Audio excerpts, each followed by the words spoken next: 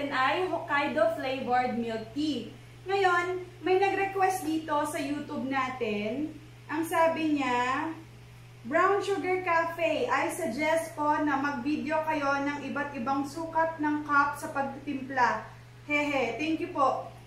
Galing to kay Miss Chami Castillo. Okay, Miss Chami, ang gagawin natin ngayon, 22 ounce na milk tea. So, kapag 22 ounce, ang kailangan nating tea base ay 250 ml. So, pwedeng Asam, pwedeng Ceylon, any tea base, pwede nyo pa rin gamitin. So, ang kailangan natin na top creamer for 22 ounce ay 3 scoops. So, 1,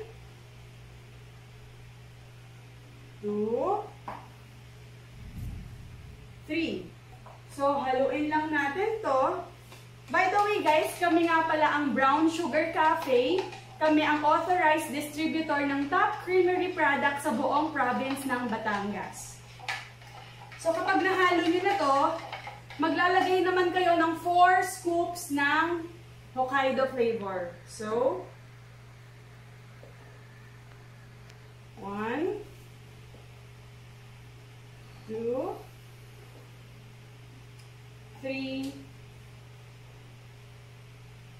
4.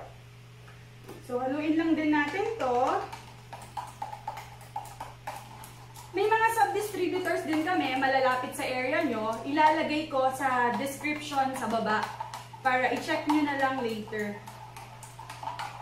So, pag nahalo na natin to, guys,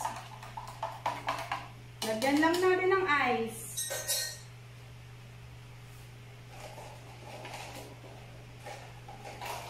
And then, takpan at i-shake. Ganyan lang. So, katulad ng lagi kong sinasabi, hindi kailangan ubusin natin yung ice. Basta medyo lumamig na yung ating tea, okay na yon. So, just like this one, ready na siya. For our cup naman, lalagyan natin to ng tapioca. No? Yung tapioca natin, nilagyan ko na to ng muscovado syrup. Yung muscovado syrup na ginagamit namin sa Brown Sugar Cafe ay yung muscovado syrup na gawa namin. So, pwede nyo siyang ganituhin para magkaroon siya ng parang walling na rin, no? Tapos, lagyan natin ng ice. And then, pwede na natin isalin itong Hokkaido milk tea.